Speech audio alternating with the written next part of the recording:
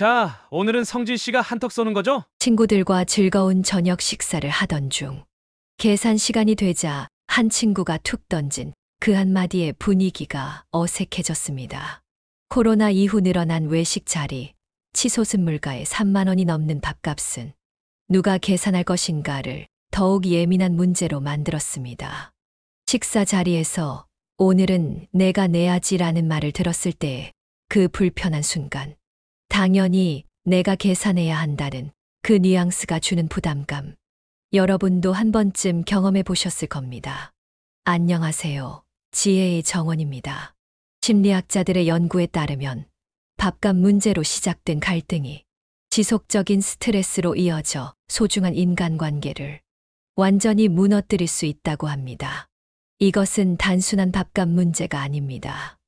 이는 여러분의 건강과 행복, 심지어 인간관계 전체를 좌우할 수 있는 중대한 문제입니다.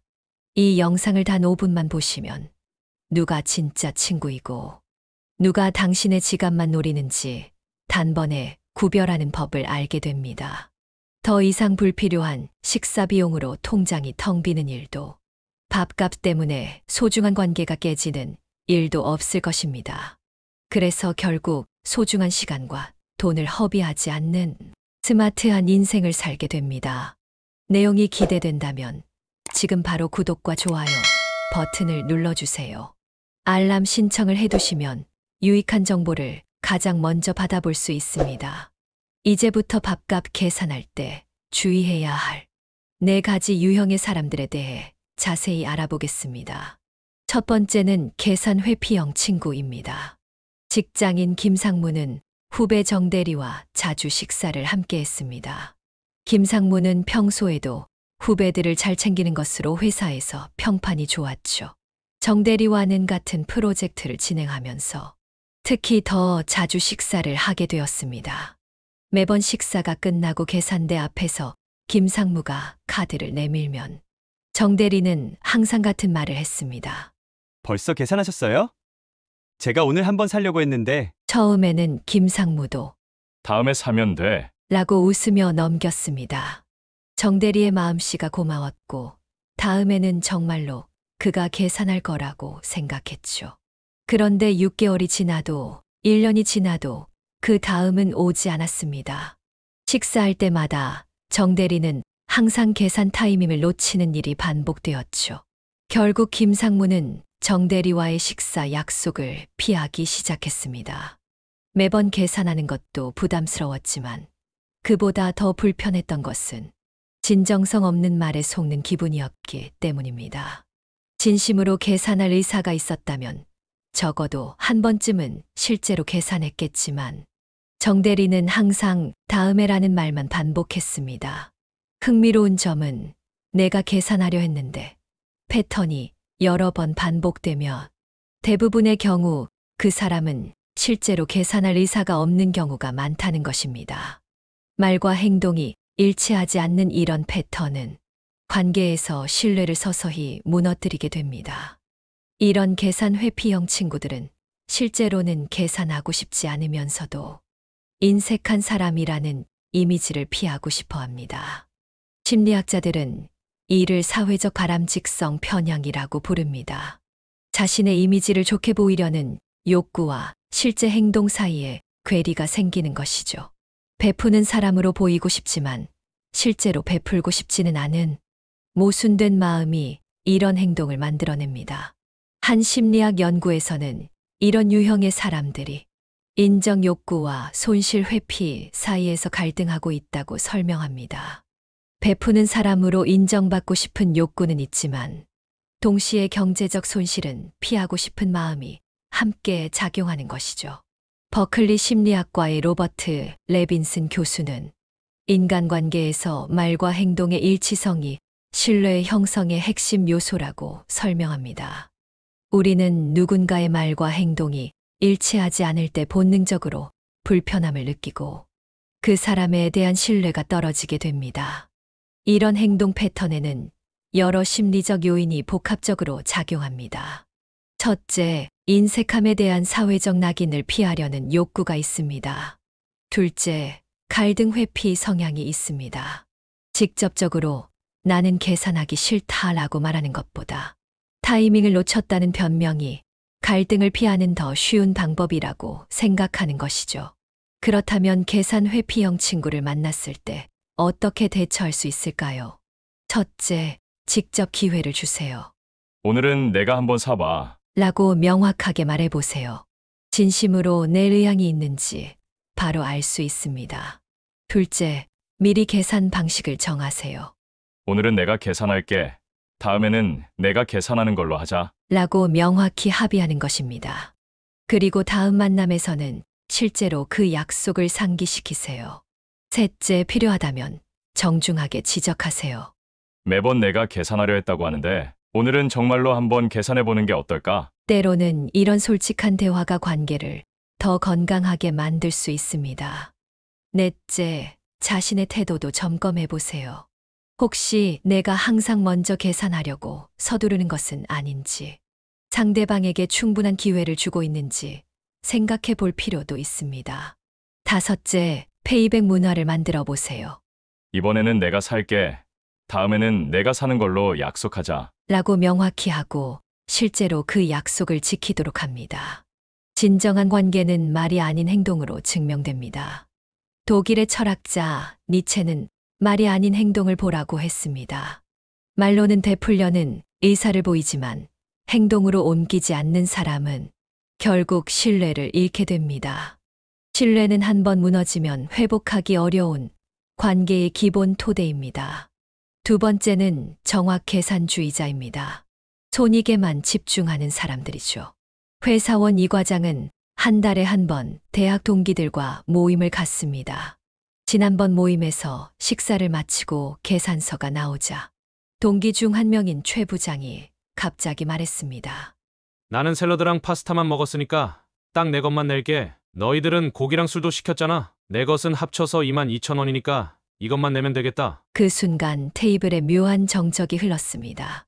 이 과장을 포함한 다른 친구들은 평소처럼 금액을 똑같이 나누려 했는데 예상치 못한 상황이 벌어진 것이죠. 결국 나머지 4명이 남은 금액을 나눠 계산했고 그날 모임은 뭔가 찝찝한 감정으로 끝났습니다. 행동 심리학자들의 관찰에 따르면 정확히 자기 몫만 계산하는 사람들은 다른 영역에서도 비슷한 행동 패턴을 보이는 경우가 많습니다. 예를 들어 공동 프로젝트에서도 자신의 역할만 정확히 구분하려 하거나 선물을 교환할 때도 금액을 맞추려고 하는 등의 모습을 보입니다. 물론 각자 먹은 것만 계산하는 것이 더 공정하게 느껴질 수도 있습니다. 특히 경제적 상황이 각기 다른 사람들이 모였을 때는 더욱 그럴 수 있죠. 하지만 문제는 그 계산의 정확성보다는 그 행동이 주는 인상과 분위기에 있습니다. 이런 행동 뒤에는 종종 손실 회피라는 심리학적 현상이 숨어 있습니다. 행동경제학 연구에 따르면 사람들은 동일한 양의 이득보다 손실에 약 2.5배 더 민감하게 반응한다고 합니다. 즉, 5,000원을 얻는 기쁨보다 5,000원을 잃는 아픔이 훨씬 더 크게 느껴진다는 것이죠. 그래서 정확 계산주의자들은 자신이 더 내는 것을 극도로 꺼리는 반면 다른 사람들이 자신의 몫을 일부 부담해 주는 것에 대해서는 크게 신경 쓰지 않는 경향이 있습니다. 자신의 손실을 최소화하는 데 집중하다 보니 그 행동이 관계에 미치는 영향을 간과하게 되는 것이죠.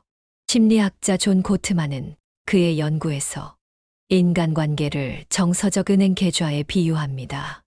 작은 친절이나 배려는 이 계좌에 예금을 하는 것과 같고 갈등이나 실망은 출금과 같다는 것이죠.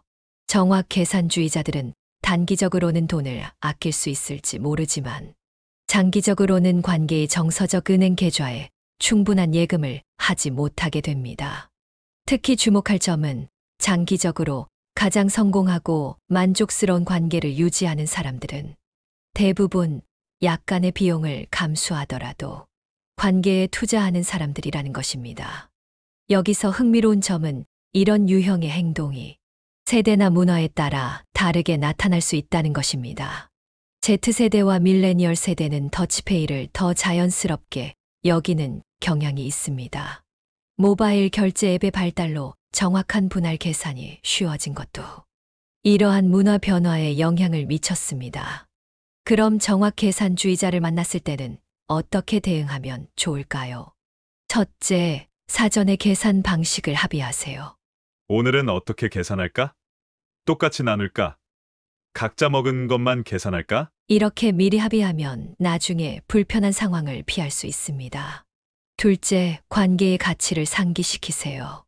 몇천 원 차이보다 우리가 함께하는 이 시간이 더 소중하지 않을까? 때로는 이런 솔직한 대화가 상황을 개선할 수 있습니다. 셋째, 다양한 방식으로 균형을 맞춰보세요. 예를 들어, 오늘은 내가 먼저 낼게. 다음에는 내가 내는 걸로 하자. 와 같이 제안하는 것입니다. 넷째, 디지털 결제 앱을 활용하세요. 요즘에는 더치페이를 쉽게 할 수 있는 앱들이 많이 있습니다. 식사는 내가 먼저 계산할게. 각자 금액은 나중에 앱으로 보내줘. 라고 하면 정확한 계산도 가능하고 그 자리에서의 어색함도 피할 수 있습니다.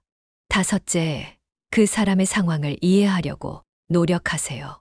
혹시 경제적으로 어려운 상황이거나 절약이 필요한 시기일 수도 있습니다. 판단하기 전에 이해하려는 자세가 중요합니다. 돈은 단순한 숫자가 아닌 우리의 가치관을 보여주는 창입니다.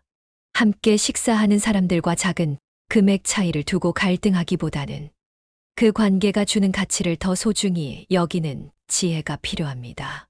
세 번째, 당연시하는 사람들입니다. 권력과 의무를 혼동하는 유형이죠. 최근 승진한 윤 과장은 회사 동료들과 저녁 식사를 하게 되었습니다. 몇 주 전 그는 팀장으로 승진했고 동료들은 그를 축하하기 위해 근처 고깃집에 모였습니다. 모두가 축하한다며 화기애애한 분위기였죠. 그런데 계산할 시간이 되자 한 선배가 너무나 당연하다는 듯이 말했습니다. 이런 날은 당연히 내가 쏘는 거지. 팀장 됐으니 한턱 내는 게 상식 아니야? 그 말을 들은 다른 동료들도 고개를 끄덕이며 동의했습니다. 윤 과장은 할 수 없이 웃으며 계산했지만 집에 돌아오는 길에 묘한 감정이 밀려왔습니다. 승진할 때마다 이렇게 쏴야 하나? 내가 조금 더 버는 건 가족을 위해 더 노력했기 때문인데. 이런 유형의 사람들은 상대방의 경제적 상황이나 성취를 근거로 당연히 그 사람이 내야 한다고 생각합니다. 생일이라서, 승진해서, 취업해서, 연봉이 올라서 이런 이유로 계산을 떠넘기는 것이죠. 재미있는 사실은 이런 당연히 내가 사는 거지 유형의 사람들과 자주 어울리는 사람들은 생각보다 많은 추가 비용을 부담하게 된다는 점입니다. 한 조사에 따르면 직장인이 승진 후 3개월 동안 지출하는 축하 비용이 평균 50만 원에 달한다고 합니다. 노력으로 얻은 성과가 오히려 경제적 부담이 되는 아이러니한 상황이죠. 심리학자들은 이것을 익숙함의 함정이라고 부릅니다. 처음에는 고마워하던 일도 반복되면 당연하게 여기는 인간의 심리적 습성이죠. 마치 부모님의 사랑과 희생을 당연하게 여기다가 나이가 들어서야 그 소중함을 깨닫는 것과 비슷합니다. 특히 이런 상황에서 상처받는 사람들의 마음 속에는 여러 감정이 복잡하게 얽혀 있습니다. 나를 지갑으로만 보는 건가? 내 가치가 돈으로만 측정되는 건가? 라는 의문이 들기 시작합니다. 영국의 심리학자 제임스 길몬트의 연구에 따르면 사람들은 자신이 공정하게 대우받고 있지 않다고 느낄 때 관계에서 가장 큰 불만을 느낀다고 합니다. 실제로 많은 직장인들이 회식 문화의 부담을 느끼고 심지어 승진을 꺼리게 되는 경우도 있다고 합니다. 이런 당연시하는 사람들은 종종 권력과 의무를 혼동합니다. 직급이 높아지면 더 많은 결정권을 갖게 되는 것은 사실이지만 그것이 반드시 더 많은 비용을 부담해야 한다는 의미는 아닙니다. 사회학자 피에르 부르디웨는 이를 상징적 폭력이라는 개념으로 설명합니다. 권력을 가진 사람에게 더 많은 경제적 부담을 요구하는 것이 마치 당연한 것처럼 여겨지는 문화적 관행이 실제로는 일종의 강압이 될 수 있다는 것이죠. 그렇다면 당연시하는 사람들을 만났을 때 어떻게 대처하면 좋을까요? 첫째, 명확한 원칙을 세우세요. 오늘은 더치페이 어때? 라고 미리 제안하는 것만으로도 많은 불편함을 피할 수 있습니다. 둘째, 유머로 넘기되 일관성을 유지하세요. 내가 쏘면 다음엔 네가 쏘는 거야. 라고 가볍게 말하며 교대로 계산하는 문화를 만들어가는 것이죠. 셋째, 진정한 축하는 돈이 아닌 마음으로 한다는 점을 상기시키세요. 고마워. 하지만 오늘은 여러분이 진심 어린 축하가 더 값진 선물이에요. 넷째, 상황에 맞게 유연하게 대처하세요. 모든 관계와 상황이 똑같지는 않습니다. 때로는 기꺼이 밥값을 내는 것이 기쁨이 될 수도 있고, 때로는 원칙을 고수하는 것이 필요할 수도 있습니다. 다섯째, 자신의 감정을 인식하고 표현하세요. 사실 자주 내가 계산하다 보니 부담스러울 때가 있어. 라고 솔직하게 말하는 것도 방법입니다. 이런 대화는 처음에는 어색할 수 있지만 장기적으로 더 건강한 관계의 토대가 됩니다. 당신의 지갑이 아닌 인격과 가치를 인정해주는 사람들과 함께할 때 그 관계는 더욱 단단해질 것입니다. 네 번째, 선택적 경제난 호소자입니다. 상황에 따라 달라지는 사람이죠. 직장인 강 부장에게는 대학 시절부터 알고 지낸 친구 임민호가 있습니다. 두 사람은 한 달에 한 번씩 만나 식사를 하곤 했는데 식사 자리마다 민호는 항상 같은 말을 했습니다. 나 요즘 통장 잔고가 바닥이야. 오늘도 내가 좀 도와줄래? 다음에 내가 꼭 살게. 강 부장은 친구의 어려운 사정을 이해하고 몇 번이고 밥값을 대신 내주었습니다. 하지만 이런 상황이 계속 반복되자 점점 부담을 느끼기 시작했습니다. 그러던 어느 날 인스타그램을 보던 강 부장은 깜짝 놀랐습니다. 민호가 최신 애플 기기를 사고 고급 레스토랑에서 식사하는 사진을 올린 것입니다. 게다가 해외여행 사진까지 있었죠. 경제적으로 어렵다더니 어떻게 해외여행을 갈 수 있지?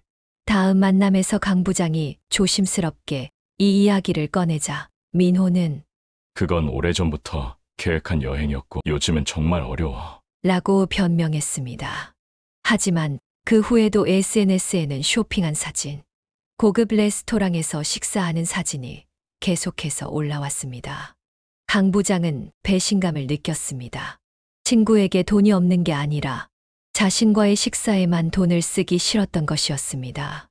결국 강 부장은 민호와의 만남 횟수를 줄이기 시작했습니다. 이 유형의 사람들은 경제적 어려움을 선택적으로 강조합니다. 자신이 돈을 쓰고 싶은 곳에는 아낌없이 쓰면서 그렇지 않은 곳에서는 돈 없음을 방패로 삼는 것이죠.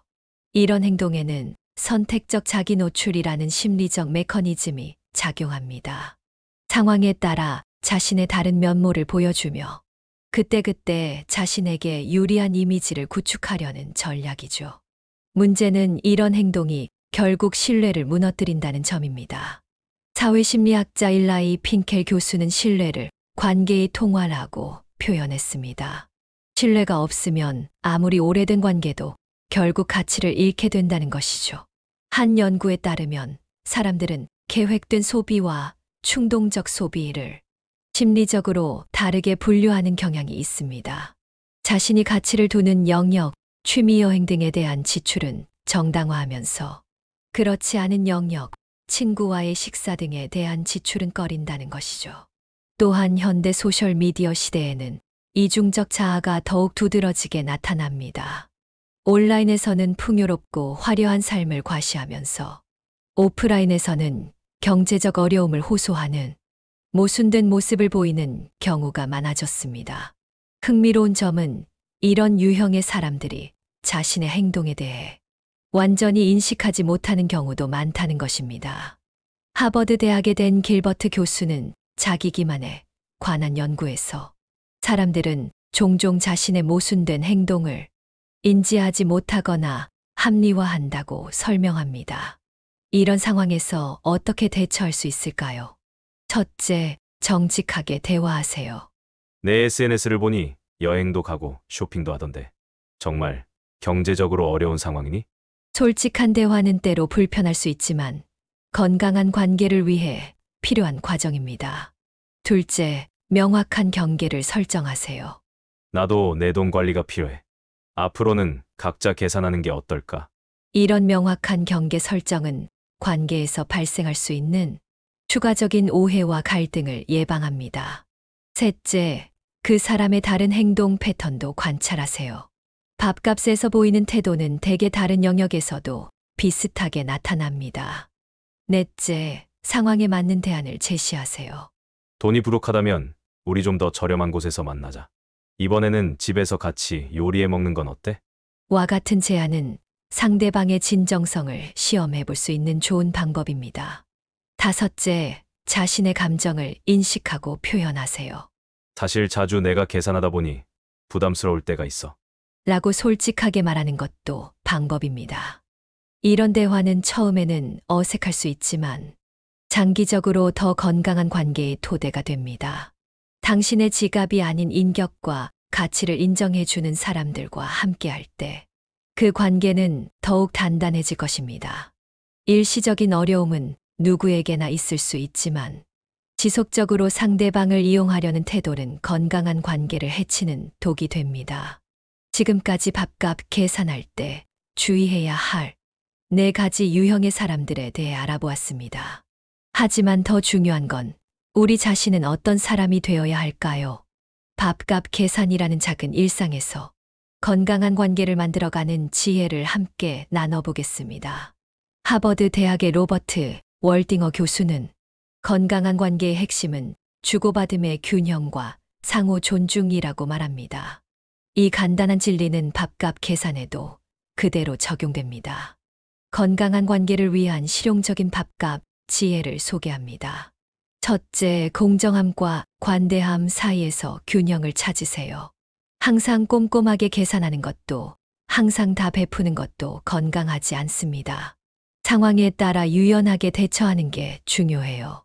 때로는 조금 더 내고 때로는 정확히 계산하는 유연성이 필요합니다. 둘째, 명확한 소통으로 불편함을 예방하세요. 오늘은 어떻게 계산할까? 라는 간단한 질문 하나로 많은 오해를 피할 수 있어요. 식사 시작 전에 계산 방식을 간단히 합의하면 나중에 어색한 상황을 방지할 수 있습니다. 셋째, 감사함을 표현하는 습관을 들이세요. 누군가 밥값을 계산했다면 진심으로 고마움을 표현하고 다음에는 당신이 계산하려는 의지를 행동으로 보여주세요. 고마워. 다음에는 내가 살게. 라는 말을 진심으로 하고 실제로 지키는 것이 중요합니다. 넷째, 밥값보다 그 시간의 가치를 소중히 여기세요. 결국 우리가 함께 식사하는 이유는 음식보다 함께하는 시간과 관계 때문입니다. 몇만 원의 식사 비용보다 그 시간에 나눈 대화와 추억이 더 가치 있다는 걸 기억하세요. 다섯째, 디지털 시대의 새로운 계산 방식을 활용하세요. 요즘에는 카카오페이, 토스와 같은 간편 송금 앱으로 쉽게 정확한 금액을 주고받을 수 있습니다. 식사는 내가 먼저 계산할게. 나중에 앱으로 보내줘. 라는 방식은 정확성과 편의성을 모두 챙길 수 있어요. 여섯째, 당신과 잘 맞는 사람들과 더 많은 시간을 보내세요. 밥값 계산에서 자연스럽게 균형을 이루는 관계는 그 자체로 큰 가치가 있습니다. 항상 계산을 미루거나 당신이 계산하는 것을 당연시하는 사람들과의 관계는 다시 생각해 볼 필요가 있어요. 일곱째, 자신의 패턴을 인식하고 변화시키세요. 당신은 항상 계산하려고 서두르나요? 아니면 항상 타이밍을 놓치나요? 자기 인식이 변화의 첫걸음입니다. 밥값 계산이라는 작은 순간에도 우리의 가치관과 인격이 고스란히 드러납니다. 결국 가장 중요한 건 돈이 아니라 마음입니다. 서로를 진정으로 존중하고 배려하는 마음이 있다면 밥값 계산은 갈등의 원인이 아니라 관계를 더 단단하게 만드는 기회가 될 수 있습니다.